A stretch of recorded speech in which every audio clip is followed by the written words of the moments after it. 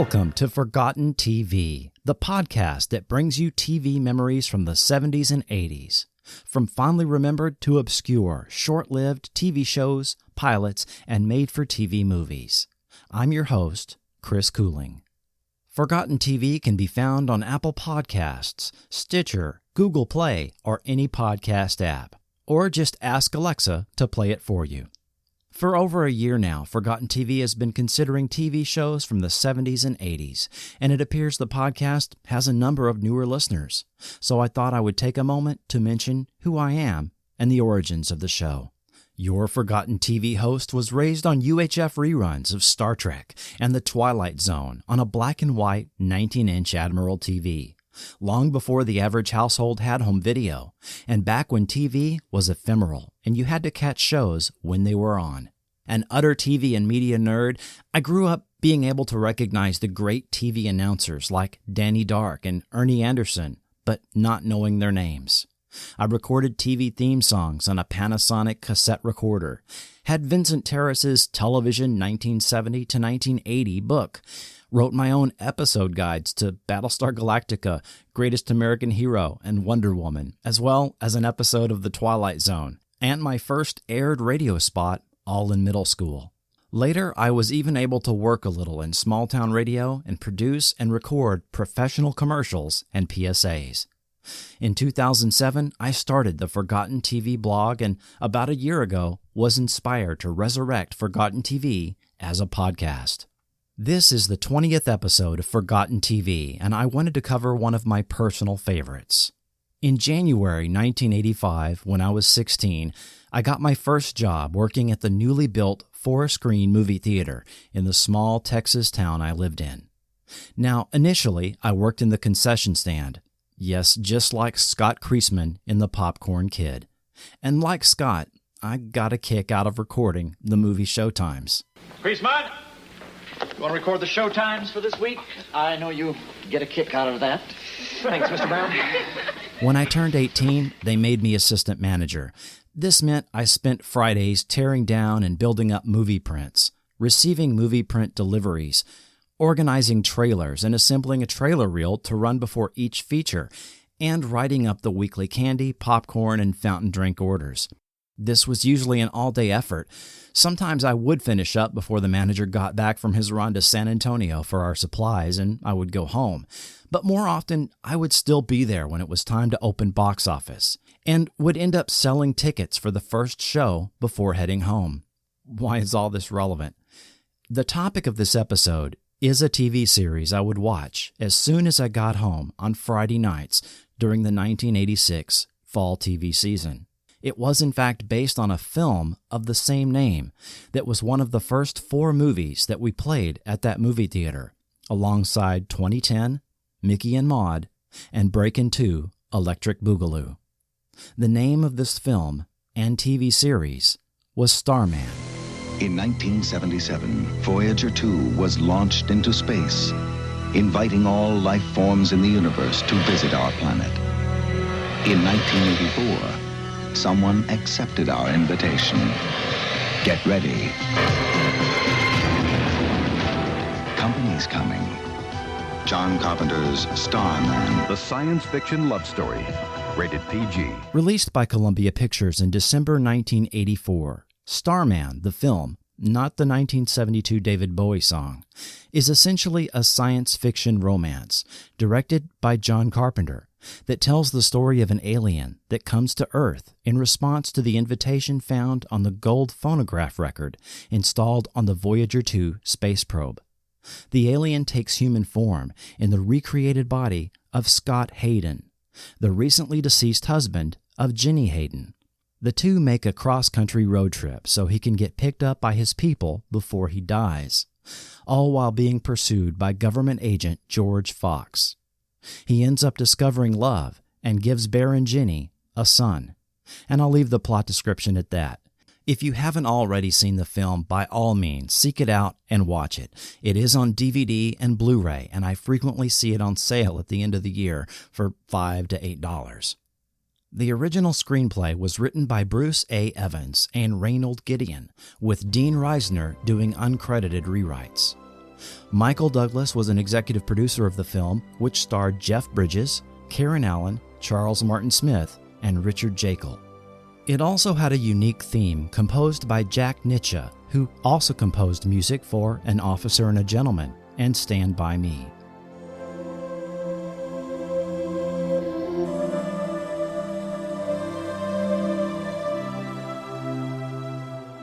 The movie faced stiff competition for box office revenues. 2010, Dune, A Nightmare on Elm Street, Supergirl, A Passage to India, The River, as well as Beverly Hills Cop, the highest-grossing film of the year, were all in theaters December of 1984. The film ended up grossing $28.7 million, which meant it wasn't a moneymaker for the studio with its $22 million budget. Critically, the film was fairly well received. Bridges was nominated for the 1984 Academy Award for Best Actor for his role, as well as nominated for the Golden Globe Award for Best Actor in a Drama Film.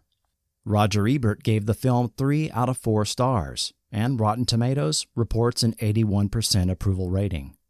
Writer-producers James Henderson and James Hirsch, who separately had worked on a number of TV movies and series, and had previously worked together as Henderson-Hirsch Productions on 5 TV movies, approached Michael Douglas with the idea of adapting Starman into a series. They brought on board producers Mike Gray and John Mason, who had scripted The China Syndrome, to write a demo film to pitch the series to a network. A quickly produced 30-minute proof-of-concept presentation video was shown to ABC. More about that presentation video later. ABC ended up liking the series pitch. Normally, a network would order a fully produced airable pilot at this point, but instead, the show was greenlit with a direct-to-series order and scheduled for the 1986 fall season, and the network started to promote the show. Suppose an alien being visited the Earth. What do you want from me? Suppose he looked like you and me. I don't know who you are. I don't know what you are. Suppose he wanted to stay. I'll bring you the being, the creature. From the creators of the hit movie, Starman is back this fall. He came to Earth and became a man. I think you killed Paul Forrester. You took over his body. Who are you? A being more perfect than you and I. Robert Hayes is Starman. Friday, September 19th. Yes, Robert Hayes was cast as Starman/Paul Forrester. Hayes had been acting for 11 years and had a number of one-off TV roles under his belt, including a Wonder Woman episode that featured Wonder Woman's sister Drusilla. He would be fairly recognizable to TV audiences, having co-starred in the 1979 series Angie, as well as his role on Airplane and Airplane 2, the sequel. 13-year-old Christopher Daniel Barnes was Scott Hayden. This was only his 5th acting credit. He started modeling at age 8 and had been in a couple of feature films. In his early years, he was credited as C.B. Barnes. Michael Cavanaugh, who had most recently been seen in the movie Iron Eagle from that same year, was Agent George Fox, a role carried over from the Starman movie. Cavanaugh did so well on his audition for the role that the producers didn't bother bringing anyone else to the second audition for ABC. And Patrick Culleton was FSA Agent Wiley, Fox's assistant seen on some episodes. The wonderful introspective music theme for this series was composed by Dana Kaproff. Now, if that name sounds familiar, you've definitely heard Dana's music before. He composed the 3rd jazzy theme used in the Amazing Spider-Man 1970 series, the lonely harmonica-heavy theme to 1980's Belle Starr, along with a number of other TV movies. Also, TV commercials for Kyocera, BMW, Taco Bell, and many more.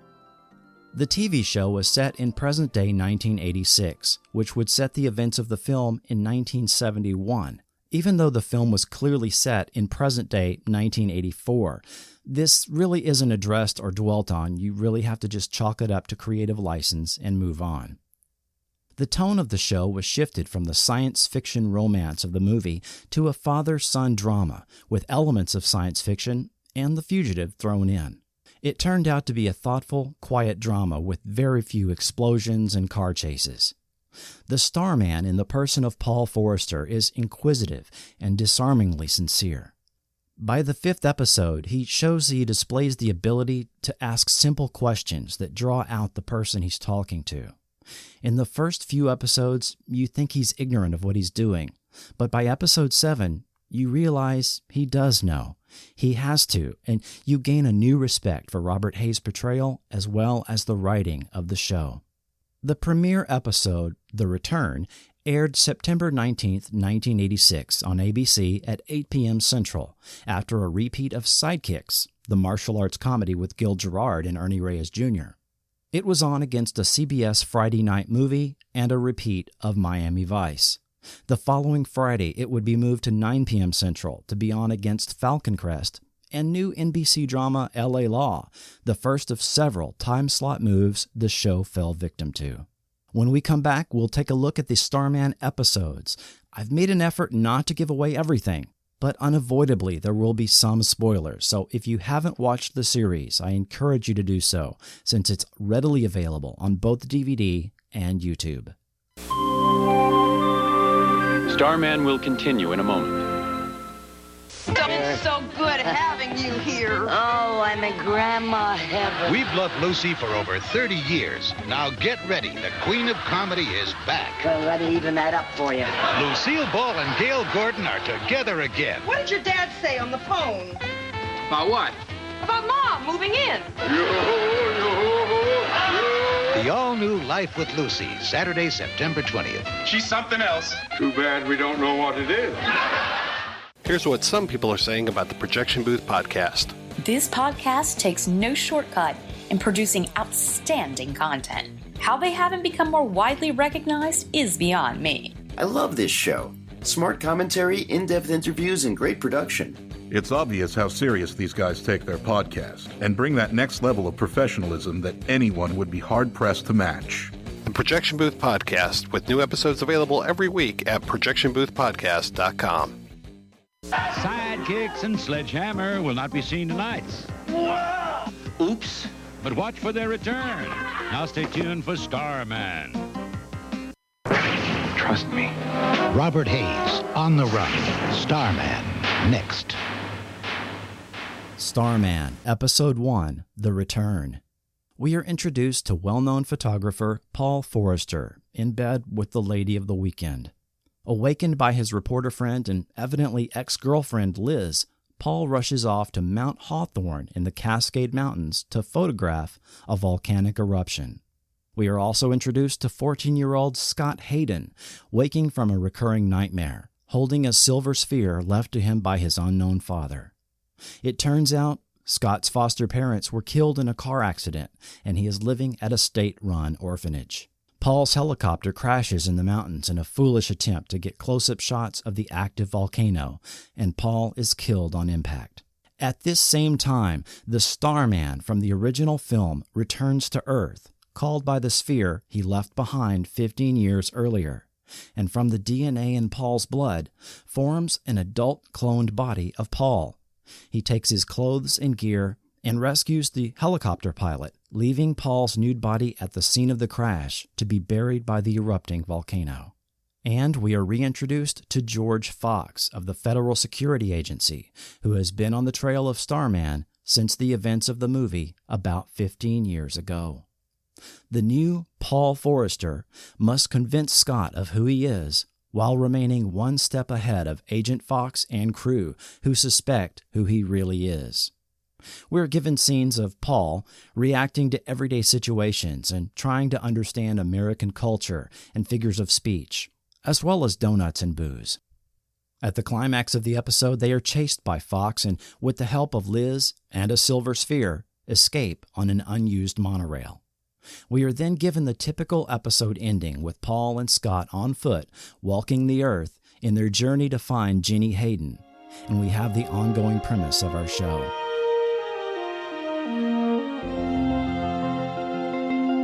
Episode 1 had an all-instrumental opening sequence with no dialogue, but in Episode 2, we get the opening segment with dialogue that most people probably remember.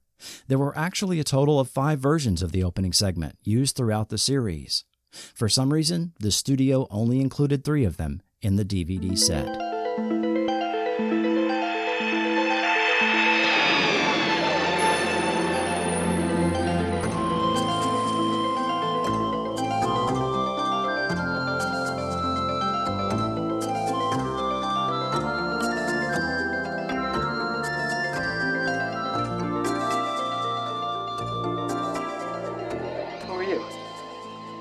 mother was my friend.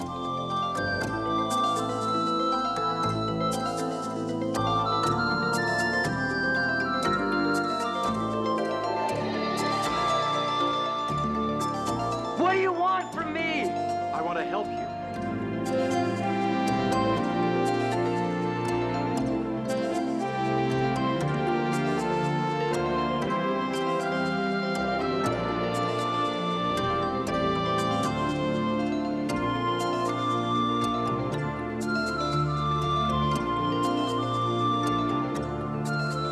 I'll bring you the alien, the creature, the being right on your table. You really are my father. Yes. Do you think we'll ever find my mom? We'll find her.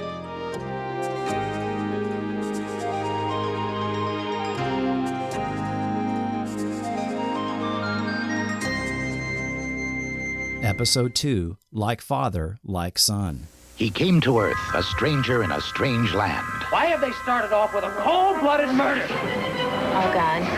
I'm not you. Trust me. Robert Hayes, On the Run, Starman, Friday. Scott is still having trouble accepting his father's origins and therefore his own at the beginning of this episode. Tired of hitchhiking, they buy a used car and pick up their own hitchhikers and end up staying in a lakeside cabin with a stressed-out woman and her daughter on the run from her husband and a disgruntled cougar. Meanwhile, Agent Fox musters more government support, enough to continue pursuing Paul. And Paul experiences lemon meringue pie. By the end of the episode, Scott and Paul seem to have come to an understanding. Episode 3, Fatal Flaw, with Patricia McPherson, probably known best as Bonnie from Knight Rider. While photographing at a motorcycle meet, Paul saves a biker from being killed. Paul and Scott move on, but are nearly run off the road by Jessica, a reckless aircraft pilot. Paul has to figure out how to help her connect with her disabled father, save the family business, and possibly save Jessica's life. Episode 4, Blue Lights. It's out of a small town. You're it. Hey.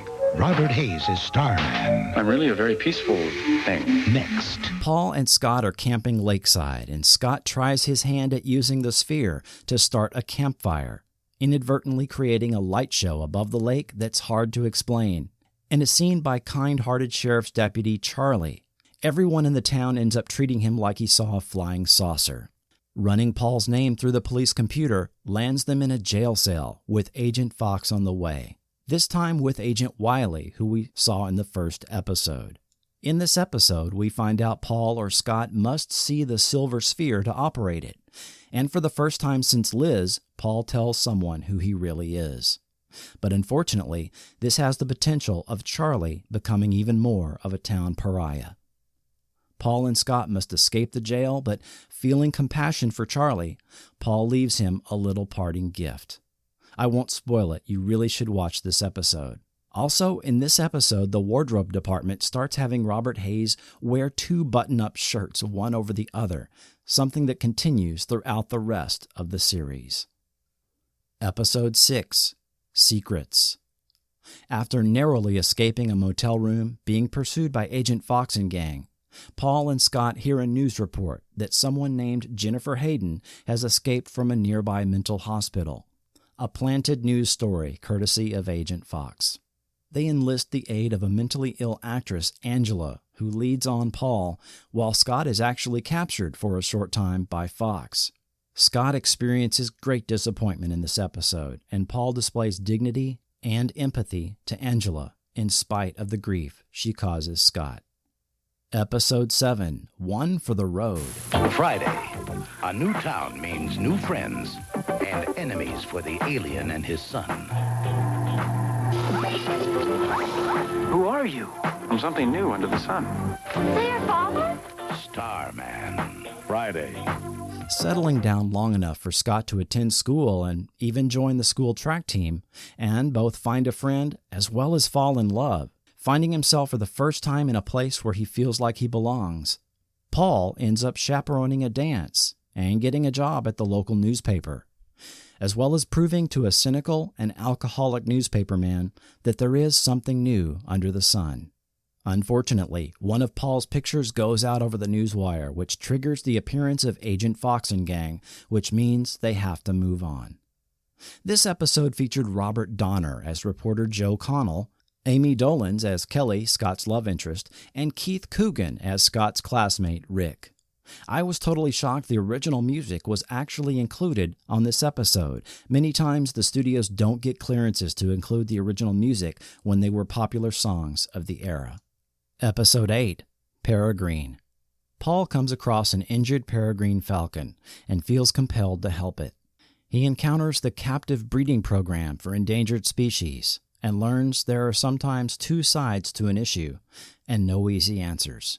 Paul also makes his first intentional joke and learns what it means to make a mistake. In this episode, we get a further look at Starman's ability to communicate with animals. Twice in this episode, he waves his hand and tells a room full of pets to be quiet, and they all do. Also, this episode is notable in that Starman has another character hold his sphere while he makes it glow, and he telepathically relates who he is to quell her fears. Episode 9, Society's Pet, with Janet Leigh. The very wealthy sister of Scott's foster father uses a $10,000 inheritance to lure Paul and Scott to her estate. Willing even to strike a bargain with Fox, she wants to remove Scott from Paul's bad influence and raise him properly. When he sees how much Scott savors the luxury offered him, Paul wonders if his son might prefer such an arrangement. In this episode, Chris Barnes's birthmark on his neck was written into the episode as a way to identify him, although they clearly used makeup to enhance it. And Paul seems to be making regular jokes at this point. Episode 10, Fever. When a common cold threatens Paul's life, he ends up in the hospital, enabling Agent Fox to catch up with him. He and Scott have to figure out how to escape, as well as help a jaded doctor gain a new perspective. Coincidentally, Robert Hayes was actually sick during the filming of this episode, so some of what ended up on screen may not have been an act. Episode 11, The Gift, with Jane Wyatt. I have to go home. Dear Paul, it's very important that I see you, so please try to make it home for Christmas. Love, Mother. I got your letter. Not for me, you didn't. Christmas used to mean something in Ironwood. Just came in on your pal, Paul Forrester. Wanted for questioning by the FSA. You stay with her. I'm going to get Doc Hartley. Stella, they say this is a time for peace on Earth. I think there should be peace between us two. She's rejecting her son, not me. Accepting an invitation to spend Christmas with the real Paul Forrester's mother, Paul and Scott walk into a hostile home and finds she didn't invite him. But she softens a great deal when Scott is introduced. He also finds a town fighting itself. Paul tries to explain his own view of death to Scott and to heal the wound between Stella and Paul before it's too late. Yes, it's the Christmas episode. Starman learns American Christmas customs and provides a little Christmas miracle to bring the town together. Whether or not you celebrate, if you don't get a little teary-eyed at the end of this one, you have no heart. This is my first holiday on Earth. What about up there? Not many trees. I can really get into this. Happy holidays. Episode 12, The System, with Tim Russ. Paul double parks outside a deli and gets arrested on an old warrant for the original Paul Forrester, who refused to violate the confidence of a fugitive from justice whom he'd photographed. He ends up sharing a cell with talkative and flashy Tyrone Washington. Agent Fox gets the red tape runaround, while Paul and Scott help a weary public defendant find something new to fight for. This was before Tim Russ played in The Highwayman, and wait till you see what happens when Paul is let out of jail.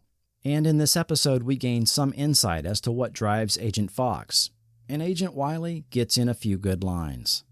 Episode 13, Appearances. Paul and Scott's pickup breaks down in a rural area, and they head to the only nearby house for help.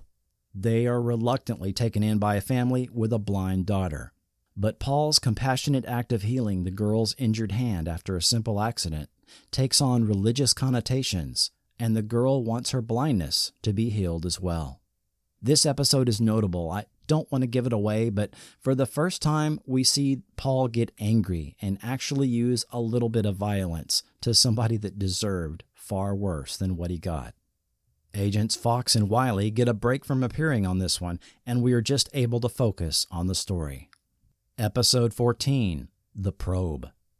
Scott is again attending school, and Paul takes psychological tests as part of a study to earn money, and the results draw unwanted attention, while Paul finds himself falling for the overqualified conductor of the study, a beautiful widowed astronomer who objects to military funding for her research. Meanwhile, Paul's help on a science project draws unwanted attention for Scott, which of course brings Agent Fox on the scene. And in this one, for the only time on the series, we have a character called Paul Starman. I'm learning every day, Catherine. About things, about people. Do you want me to tell you what I've learned from you? Yes. That human beings are endlessly creative. They're always looking for new ways to do things, new ideas. That's what makes you so special and unique. If you lose that, you won't survive. Don't ever stop discovering and learning. I promise. Goodbye, Catherine. Goodbye, Starman. This episode was filmed at the Lick Observatory in Mount Hamilton, California, in below freezing temperatures, and Robert Hayes got sick during filming. Episode 15, Dusty. Paul and Scott pick up lounge singer Dusty on the side of the road 66 miles from Reno, Nevada. She promptly steals their car, in which they have left their spheres, clothes, and all their money in the trunk. Paul and Scott get an educational experience in Reno, complete with blueberry muffins, gambling, and comped RFB, courtesy of the original Paul Forrester. But Paul learns gambling has a dark side as he struggles with how to help Dusty with her problem. A side note on this episode, the version on the DVD set has a scene that originally contained a blue glowing light visual effect in the aired version. For whatever reason, this visual effect did not make it to the DVD episode, and you almost wouldn't miss it if it weren't for dialogue that referenced that weird blue light. Episode 16, Barriers. In a strange land, Mexico. You've taken over my life for your own purposes. freedom won't come easily, even for Starman. Paul and Scott are on the run from Agents Fox and Wiley. Literally, after jumping into a delivery van, the duo gets separated, and Paul finds himself in Mexico and meets pregnant Tonita, and in a misunderstanding, is imprisoned by her father for a shotgun wedding. Paul must escape and finds himself crossing the border with other illegal aliens. He has to protect Tonita from bandits as she goes into labor, of course, on the way to find her baby's father, as well as teach her to treat people with dignity and respect, no matter what their station in life. Radames Pera shows up in this episode. He was Mary Ingalls' love interest John in Little House on the Prairie, as well as a young Kane on Kung Fu. Episode 17, Grifters, with David Doyle and Bill Macy. We're getting pretty good at this 3-card Monty. Great, now we'll never have to worry about where our next meal's coming from. It's a whole new angle for the alien and his son. Is this the greatest or what? Starman, Friday. Transporting a Rolls-Royce in Beverly Hills, the duo run into a pair of 2-bit con men. But Scott has seen the sting, so he thinks he can manage them. It turns out Paul and Scott were inadvertently transporting counterfeit T-bills, which leads Agent Fox catching up to Paul at last. Although this is written as a comedy, in their first and only conversation in the series, we gain some insight as to the dark mindset of Agent Fox. Did you think that we wouldn't understand the danger to our species in allowing him to grow up? He's a child. Children are the hope of your species, not the danger. Earth's children. Human children, not your alien seed. How many more of you are there out there? How deeply have you infected us? How many will have to be excised to save our planet? After all these years, is that all you want to ask me? The original script called for even harsher dialogue used by Fox, telling Starman, "If I could kill you now, I'd do it." That was objected to both by Robert Hayes and Michael Cavanaugh, and his lines were softened. Episode 18, The Wedding. An old friend of Paul's that owns a fishing fleet nets Paul, literally, to photograph the wedding of his daughter Anna, but it seems everything with this wedding is going wrong. And it turns out Anna and Paul had a secret past, something Papa already knew about. Paul experiences bachelor parties, weddings, and cake, and Scott gets training on the sphere to heal a black eye, because Paul simply cannot dodge a punch. Episode 19, Fathers and Sons. Next on Starman. You bug out, man! He's my dad! It's my dad, too. Got the gallery in the background, and the light's perfect. What about over there? I think it's a lot prettier, don't you? No, the light's better over here. John, I'm starving. I know a place. You like Mexican food? I love it. I'll show you this great place. And then you run off and lie to us. So I lied to you. Big deal. You lied to me for 15 years. I just want to be with my real father. He's not my father. I'm not going back there. You want to travel with us? Let's go. Paul and Scott arrive in Santa Barbara for a photo assignment from an old friend of the original Paul, and it seems Paul has a young stalker. The stalker, Eric, seems to be a fan of Paul's photography and inserts himself into Paul and Scott's life, competing with Scott for Paul's attention.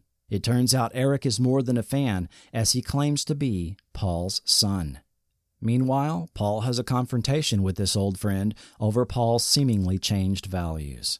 This episode was directed by Ted Lang, known for his role of Isaac the bartender on The Love Boat. Eric was played by Rodney Eastman, 19 years old at the time, playing 15. He was later in A Nightmare on Elm Street 4 and numerous TV roles up to the present day. Episodes 20 and 21, Starscape 1 and 2. Foretold in the movie comes true for the alien. I love you, Jenny. The pursuit I'll shoot you! and capture of Starman. The duo happen upon a painting in an art gallery in Portland that provides the first lead to finding Jenny Hayden that they have come across in a long time. The painting leads them to Albuquerque and unknowingly to Jenny Hayden's brother, Wayne. Scott impulsively jumps in Wayne's truck as he leaves to Arizona, where Jenny is, but a crash leaves them stranded in the desert. Meanwhile, Paul actually tracks down Jenny in an off-base bar catering to the servicemen at the nearby Area 51-like installation, but he doesn't let on who he really is. In Washington, a driven, somewhat frazzled Agent Fox doesn't look too good, and his doctor is concerned for his health. I'm not going to cover a lot of the details in these. There are numerous callbacks to the feature film. You really have to watch these 2 episodes. But I will say the climax shows just what kind of a person Starman, in the person of Paul, is. This is the only 2-part episode in the series. Jenny is played by Aaron Gray, who previously portrayed Colonel Wilma Deering on Buck Rogers in the 25th Century. I'll say that they really saved up the visual effects budget for this one. This would have been a natural climax and stopping point for Season 1. But we got one more episode. Episode 22, The Test, airing May 2nd, 1987, and directed by Robert Hayes, with Jerry Hardin, Madge Sinclair, and the hilarious Dub Taylor. What's the matter? I just don't feel like I belong anywhere. Join the club. A new school spells trouble for Starman and his son. There's something weird about you. Having lost contact with Jenny, Paul and Scott have returned to California, where Scott is being enrolled in a school which wants him to take a grade equivalency test, and the duo encounter issues with the public education system. Meanwhile, Paul finds out an adult coworker is illiterate, and Paul discovers some problems can't be solved with a silver sphere. Yes, Robert Hayes made his directorial debut in this one. He bought t-shirts for the cast and crew that said, "I survived Hayes first." Some of these t-shirts later made it to Starman Convention charity auctions. Then, later that same month, Starman was canceled by ABC. Executive producer James Hirsch blames much of Starman's ratings on the poor time slot. In fact, he originally thought ABC was joking when they told him of its original regular time slot of Fridays at 9 p.m. Central, which meant East Coast viewers had to stay up until 11 p.m. to watch it. We all agreed that it didn't belong there. I mean, what was a show that was deliberately aimed at family viewing and at a younger set doing on so late at night? Robert Hayes said, "We used to say that ABC had a new style of promoting shows, and ours was the prime example. And that was, dump it on the air and see if anyone can find it." Indeed, Starman had several time slot changes, moving from Friday to Thursday, then Saturday at different times. Viewers couldn't keep up with the all new days and times, even if these moves were somewhat promoted by the network. What day is today? It's Friday. Oh, TGIF. Thank God it's Friday. Well, why is one day better than another? Well, I suppose because you get the weekends off. What's your favorite day of the week? Oh, well, Saturday. Yeah, mine too. Really? Why? I don't know.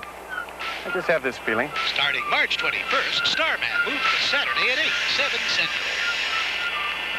In fact, Starman's cancellation surprised the show's producers, which took the move to Saturday at 7 p.m. Central to mean ABC had faith in the show. They had already begun preparing for Season 2 and had 8 scripts written. 2 of these were titled My Brother's Keeper and The Candidate. Also facing the show was negative press received from critics. Howard Rosenberg from the LA Times said, "Brother, this is a drag."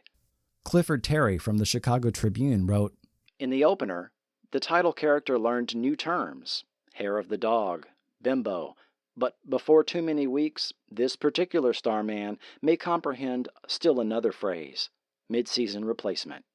And I found this one from Rick Forchuk. Starman is an hour-long drama on both ABC and CBC that looks at first like it just might have potential. Special effects, an alien spacecraft heading to Earth, and a storyline adapted from the movie of the same name all serve to set what appears to be an intergalactic scene.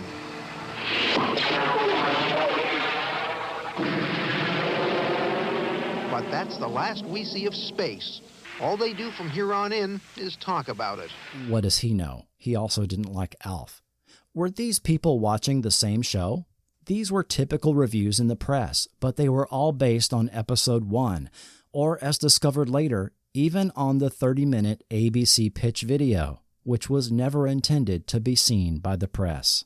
At the same time, the show received commendation from various sources. Los Angeles Mayor Tom Bradley gave the show an official commendation, noting it provides entertaining family viewing without the use of sex or violence.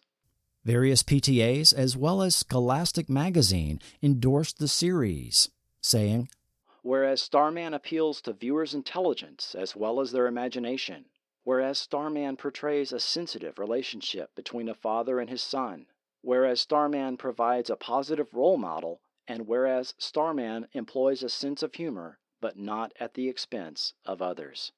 And of course, there was the fan community. Fans of the show found each other and formed Spotlight Starman.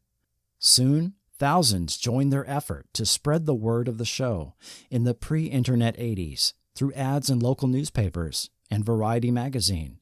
In August of 1987, more than 60 fans gathered outside the Redondo Beach Sheraton with picket signs and a 300-foot-long petition with 5,000 signatures to bring back Starman.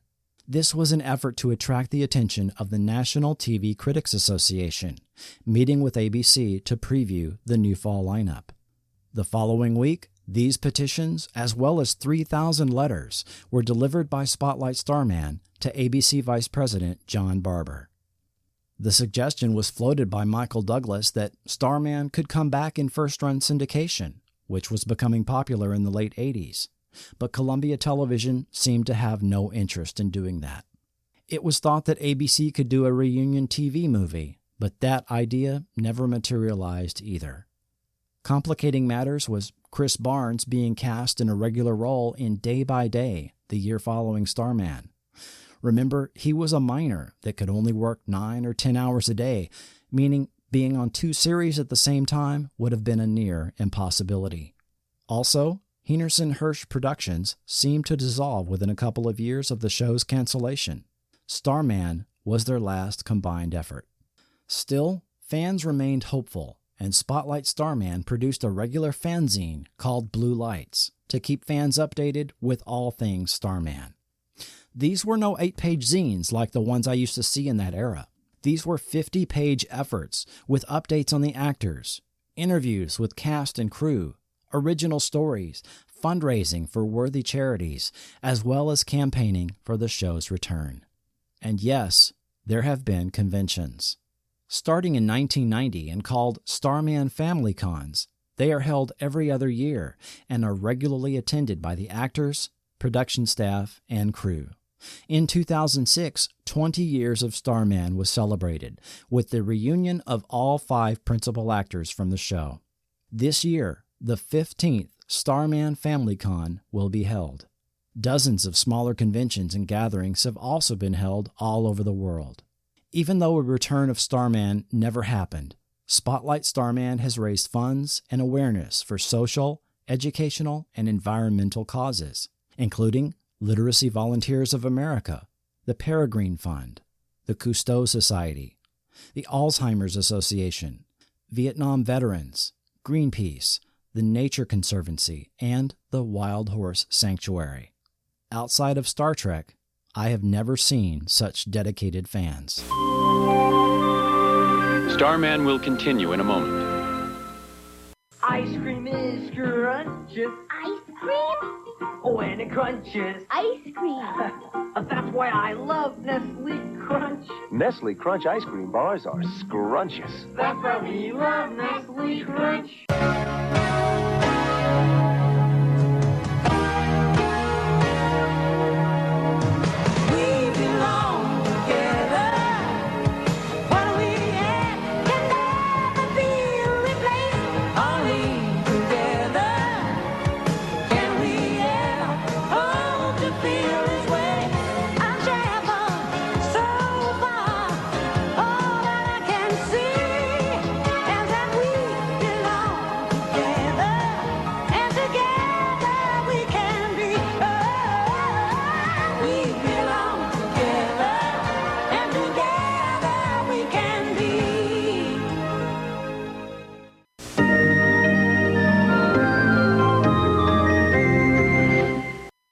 Behind the scenes. Undoubtedly, the number one thing fans wonder about with this series is the opening segment. Viewers often wonder if they missed an episode somewhere because there are several scenes used in the opening segments that don't appear in any episode. You know, the flying plate in the jail cell, Starman and Son shaving. These were from the proof of concept presentation video that was shown during the series pitch to ABC. The dialogue used, though, was great shorthand explaining how Paul and Scott met, even if it's not exactly how it played out in episode 1. This was something never intended for public airing. Instead of a linear story, this 30-minute pitch video was a sequence of scenes, giving the network an idea of how the actors would interact and how the show would play. I obtained a copy courtesy Spotlight Starman, and what a treat it was to see this very early effort, hosted and narrated by Michael Douglas. This presentation video is available, and a link how to obtain it is in the show notes. Starman, in the human form of Paul, seemed to have some limited telepathic, empathic, and telekinetic abilities. He would change channels on the TV by pointing at it, unlock doors by touch, and intuit emotions and serious illnesses by touch, all without using the silver spheres. Let's talk about the silver spheres. In the continuity of the show, they seem to amplify existing abilities that Starman had. In the original movie, he had a specific number of them, and when he used one, it would burn out, something that makes sense for a feature film with a specific runtime. But this idea doesn't lend itself so well to an ongoing series.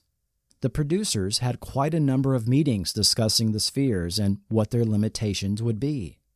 So the decision was made to remove the one-time use and have the spheres work indefinitely.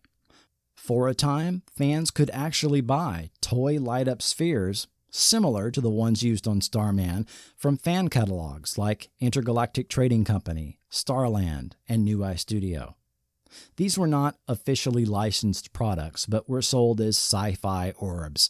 They were slightly opaque white plastic balls that had a couple of watch batteries mounted to a circuit board with an LED light. When you touched both contacts on the bottom of the sphere, it would glow and make a sound effect. The glowing spheres used on the show were a practical special effect. The first ones they used on the set would get too hot for Robert Hayes and Chris Barnes to keep holding on to, and when the scene ended, they would immediately drop the spheres because they were so hot. It didn't take long for special effects man Steve Purcell to come up with versions where Robert and Christopher could control the intensity themselves. Once you know this, you can see this in the episodes because you'll see them hold the sphere in one hand, and with the other hand, they'll sometimes reach behind their back to control it. At the 2012 convention, Steve brought the prop spheres, both glowing and non-glowing, so they could be seen and touched. Steve, Robert, and actress Stephanie Rose staged an impromptu demonstration of how the spheres worked. In episode 20, Starscape, we see a highlighted star in the painting that Paul and Scott look at. This star, as depicted in the painting, is Algeba, which is actually a binary star system in the constellation of Leo. This bright binary system with orange, red, and yellow or greenish yellow components is visible through a modest telescope under good atmospheric conditions. To the naked eye, the Algeba system appears to be a single star, but a telescope easily splits the pair. Also called Gamma Leonis, Algeba is only 130 light-years from Earth, so it is right in our neighborhood. In 2009, the discovery of a planetary companion around the primary star was announced. That's actually pretty incredible. The Federal Security Agency, the government agency George Fox works for in the show, was a real governmental agency. Established in 1939, the agency oversaw food and drug safety, as well as education funding and the administration of public health programs, and the Social Security Old Age Pension Plan. Secretly, the FSA was also a cover agency from 1942 to 1944 for the War Research Service, a secret program to develop chemical and biological weapons. Their purview, however, did not encompass dealing with alien life, that we know of. In 1949, the agency was abolished, and most of its functions were transferred to the newly formed United States Department of Health, Education, and Welfare. After Starman, Robert Hayes was cast in 2 more short-lived series, FM in 1989 and Cutters in 1993, as well as a number of TV, movie, and guest roles in various shows. He did some voice acting, becoming the voice of Tony Stark or Iron Man in 3 different 1990s Marvel animated productions. In 2007, a surfing accident shattered vertebrae in his neck. He literally held his own head in his hands as a friend drove him 45 minutes to the nearest hospital. This move likely saved him from becoming quadriplegic or even from death. He most recently appeared in the 2016 family western Boonville Redemption. Now 70, Hayes is somewhat active on social media and still makes some public appearances. Christopher Daniel Barnes was next cast in the sitcom Day by Day. Then later, he was cast as Greg Brady in the Brady Bunch movies in the mid-1990s. He also became a regular voice actor, appearing as the voice of Eric in The Little Mermaid, as well as the voice of Spider-Man in several animated Spider-Man series and video games over the course of 22 years. Now 45, he is active on social media and appears at conventions. In 2014, he joined Robert Hayes at The Hollywood Show, which looked like a lot of fun. Even Keith and Pinky Coogan stopped by to see Robert and Chris. These days, he pursues writing short stories, playing the guitar, practicing yoga, and rocking his beard and ponytail. Michael Cavanaugh has continued acting in numerous TV shows, including Star Trek The Next Generation, the 1991 Dark Shadows, The X-Files, The West Wing, Boston Public, to name just a few. Now 75, he is still acting. Patrick Culleton continued to act on TV through the mid-90s. Now 74, he is a Houdini fan and researcher and runs the website houdinisghost.com. And his book, Houdini, The Key, was published in 2010. A link to his website and book are in the show notes. Starman was repeated on ABC over the summer of 1987 and was shown internationally in Canada, Japan, New Zealand, South Africa, South Korea, Australia, and South American countries. Michael Cavanaugh will actually tell you a funny story about being recognized in a Peruvian market by two amazed boys watching Starman on TV, with Agent Fox speaking in dubbed Spanish at the same time he came by their booth. Because there was only 22 episodes, the series did not enjoy a syndication run, but was shown a number of times on the Sci-Fi Channel in the 1990s. You are watching Starman on the Sci-Fi Channel. Unfortunately, episodes were often edited down for more commercial time. Information provided to Forgotten TV reveals the studio worked on remastering the series in HD from the original 35mm films from late 2007 to late 2008. Yes, the series was remastered to HD video. TV series shot on 35mm film can benefit from an HD release, just like any movie. Take a look at the Blu-rays for Star Trek The Original Series to see what I mean. But years passed and we got no disc release. Finally, in 2012, Sony Pictures Home Entertainment, in cooperation with the Warner Archive Collection, released Starman to DVD. But sadly, the decision was made to not make a Blu-ray release. You won't find it in stores. Due to the rapidly shrinking retail market for DVD sales, you can buy this only online. This is a print-on-demand DVD set using recordable DVD-Rs. As such, some viewers may experience playback issues on some devices, although I had no such problems. A couple of years ago, a remake of Starman as a feature film was announced, with director Sean Levy and scriptwriter Arash Amel attached to the project, but there's been no further updates about it. Sean Levy has been a little busy with a show called Stranger Things, which may have taken some of his time. He's also slated to direct 2 other films, one of which is actually in pre-production and attached to produce 3 more, so it may be some time before we see a Starman film remake, if ever. But even if we don't, that's okay. Even if Starman never returns in film or TV form, anyone who enjoyed either will always have Starman in their pocket. What a special show this was. I greatly enjoyed revisiting it again for the first time in over 30 years. I don't understand how critics gave it bad reviews. Yes, it included the fugitive trope that by 1986 had been done numerous times, and some of the stories may have been somewhat formulaic. But beyond that, the show creators refused to give in to many of the other TV tropes that most of these shows fall into. There was no boxing episode, no rodeo episode. Hallmarks of TV writing other man-on-the-run shows fell into. Yes, Starman and Son walked the earth and helped people, but there was an absolute minimum of violence. Instead of a dumbed-down portrayal of a father, we got a level-headed, respectful parent. Whether people were disabled, mentally ill, elderly, immigrants, or even animals, they were treated with dignity, empathy, and compassion. The heart of the show was the relationship between father and son, flipping the typical paradigm which allowed the son to teach the father, at least initially.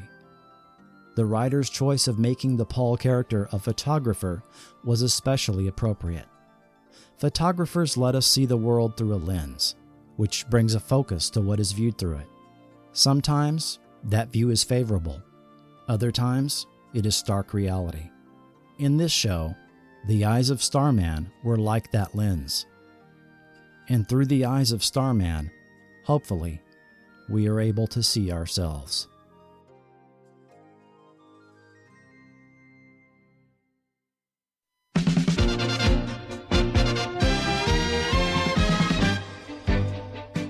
Forgotten TV News.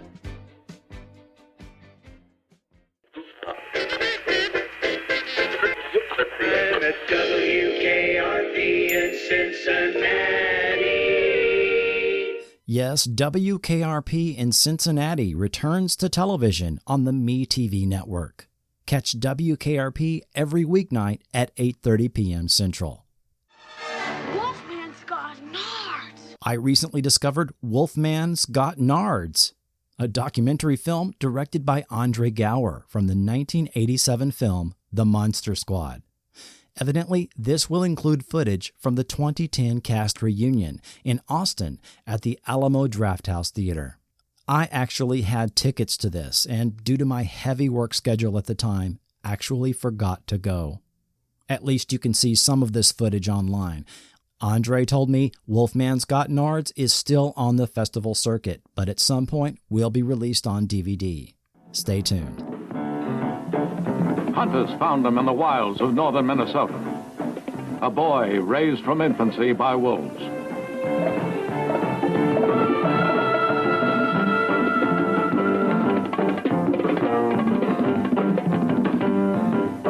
They captured him and brought him to the university where I was conducting research on human behavior. I named him Lucan. Yes, it's Lucan, covered in episode 16 of Forgotten TV, which after 40-some years is finally getting an official home video release. The Warner Archive has released the series to DVD, and a link to that is in the show notes.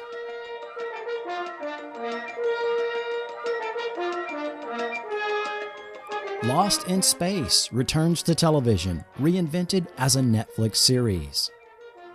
This new series stars Maxwell Jenkins and Parker Posey as Will Robinson and Dr. Smith, and some surprise guests also show up.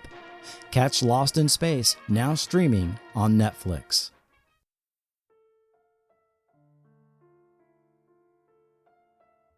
Stephen Bochco, one of the most prolific creators of TV ever, has died at 74. Everybody can name Hill Street Blues, L.A. Law, Doogie Howser, but he was also responsible for Forgotten TV era creations like The Bold Ones, The New Doctors, The Invisible Man, Gemini Man, as well as the 1979 TV movie Vampire with Richard Lynch. The legendary Chuck McCann has died at age 83. McCann began his career as a child actor on radio. Around 1950, he got into puppetry and worked on numerous children's shows such as Rudy Kazootie, Uncle Paul's Lunchtime, The Puppet Hotel, and others. Many of them local TV shows performed live that will never be seen again. In the 1960s, he began appearing on TV in bit parts. He was Tinker Jones in a memorable appearance on Little House on the Prairie in 1974, followed by appearances on Policewoman, Starsky and Hutch, Greatest American Hero, Santa Barbara, and Knots Landing. Many listeners will recognize him from Far Out Space Nuts and from his many Saturday morning voices, The New Schmoo, Scooby-Doo and Scrappy-Doo, Drac Pack, DuckTales, and many more. Tim O'Connor, an American actor with 120 acting credits, has died at the age of 90. Now, depending on your age, Forgotten TV listeners might remember him best from repeat appearances on 70s police dramas The FBI, Police Story, Cannon, The Streets of San Francisco, or Barnaby Jones. Or perhaps his roles on Wonder Woman or Dynasty. Many, though, will recall his role of Dr. Hewer in the first season of Buck Rogers in the 25th Century. U.S. Marine Corps Staff Sergeant and drill instructor turned actor R. Lee Ermey has died at age 74.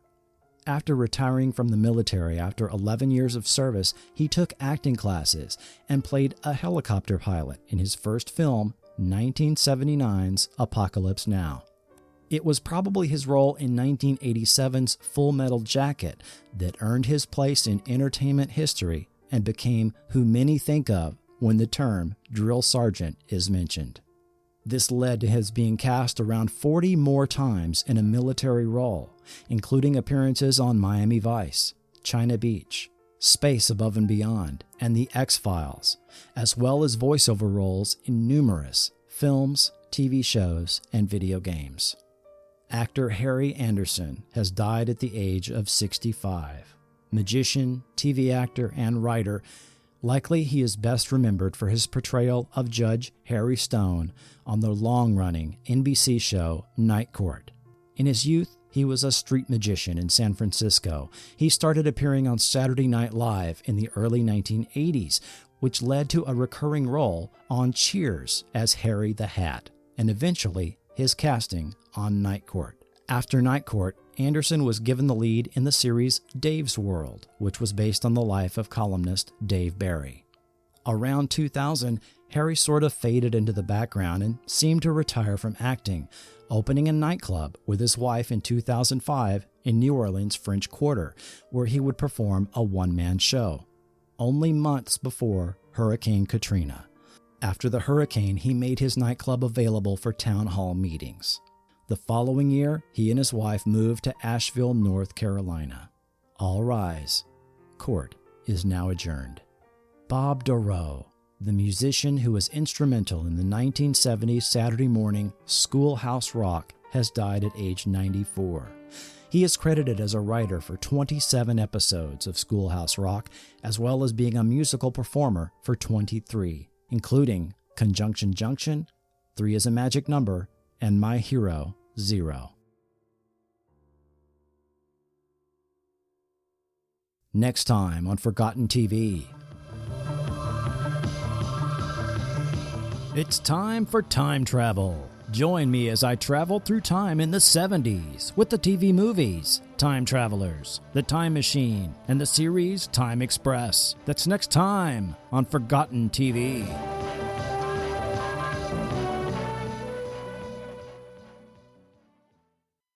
Forgotten TV is not affiliated with ABC, Columbia Pictures Television, Heinerson Hertz Productions, Sony Pictures Home Entertainment, or any production company involved in the making of any TV show or film mentioned in this podcast. All mentioned series and associated characters are the property of their respective copyright holders, and no infringement is intended.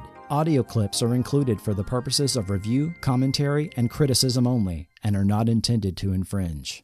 And I'd like to thank the following YouTube channels for making some audio clips possible: Orville Bell, Dana Kaproff, Retro Ontario, Sean MC, Panoni 4, The Classic Sports, WRFB 79, DVD Guy 2012, Netflix, as well as the book Science Fiction Television Series 1959 through 1989.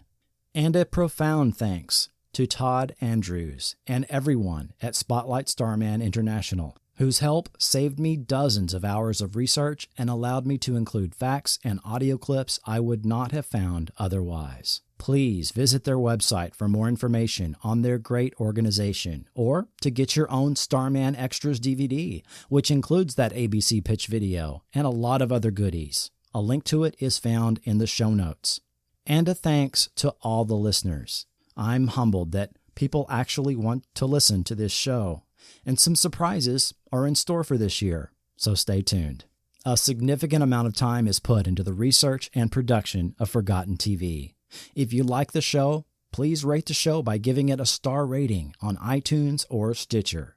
This goes a long way to promote the show to new listeners. And if you shop online, please click through to Amazon on any link in the show notes or website.